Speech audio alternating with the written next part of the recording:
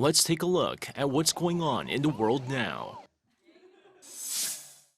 We start off in the UK, where British motorists continue to struggle finding a gas station that has enough supply to fill their tanks. As the gas crisis caused by an acute shortage of truck drivers continues, motorists are seeing hours-long queues for gas. And even football star Cristiano Ronaldo has been impacted by the shortage, as his personal driver was seen waiting 7 hours at a gas station, only to leave empty-handed. Even with all the money he has due to his recent lucrative move to Manchester United, he's in the same boat as the rest of the country, as the Portuguese star might be housebound if the shortage continues. The Petrol Retailers Association, which accounts for about 2/3 of all the UK gas stations, said Wednesday that 27% of its members reported being out of fuel, but expects the situation to improve in the next 24 hours.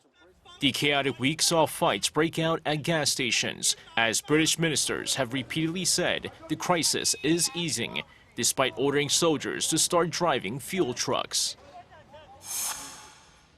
Over to Ecuador, where a deadly prison riot which began Tuesday night saw its death toll rise further to 116 people, with 80 injured. The latest clash is now the most deadly act of violence ever reported in the country's prison system. However, prison clashes have become a major problem for the country this year, as similar clashes took place in February and July in various prisons throughout the country. According to local media, 234 people have been killed so far in the past 8 months due to prison violence. This averages to about 1 prison death per day. Officials say the continued rise in prison riots and deaths is due to the overwhelmingly low number of prison guards in comparison to the number of inmates, as well as ongoing fights between gangs for control of the prisons.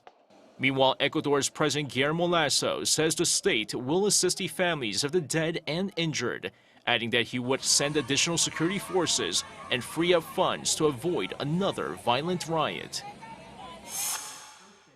And finally, over in the U.S., a woman who survived the 1918 Spanish flu, as well as the Second World War, succumbed to COVID-19 at the age of 105 last month. Despite being fully vaccinated, Primera Giacopini contracted the virus once again and was sent to the ICU before she passed away.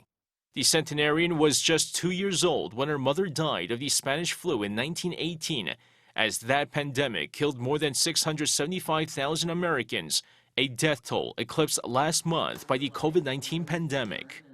이승재, Arirang News.